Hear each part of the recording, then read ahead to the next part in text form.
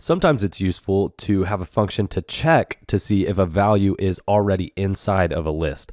To check membership, you use the in operator, and this results in a Boolean output of true or false. So if I wanted to check and see if Google were in my tech portfolio, I could say print, and then I would type the object, which is the string for Google's ticker. Then I write in, which is that operator that checks membership, and then I type the name of my list.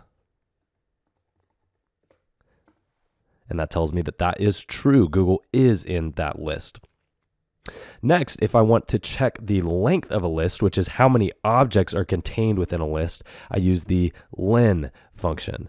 So if I want to, just to see it again, I'm going to print the actual list, and then let's print the length, so len of that list tech portfolio.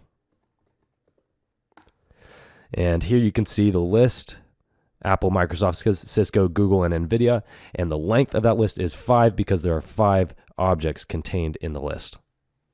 Now, let's say that you wanted to look at the volatility of the stocks in this tech portfolio, and you had a list of the beta values for each of those tech stocks. You can use the max function and the min function to identify the largest and the smallest value in a list.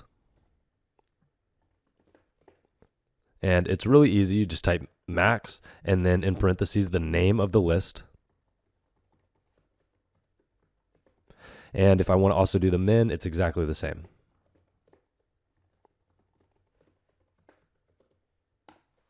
There you go.